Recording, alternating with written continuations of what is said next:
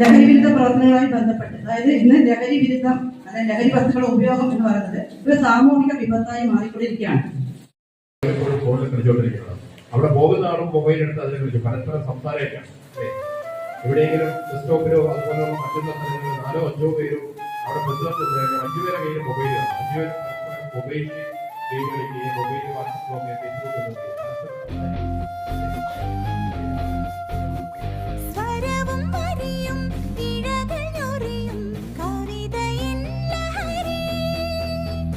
മനസ്സും മനസ്സും മധുരമലിയും സമതയൻ ലഹരി.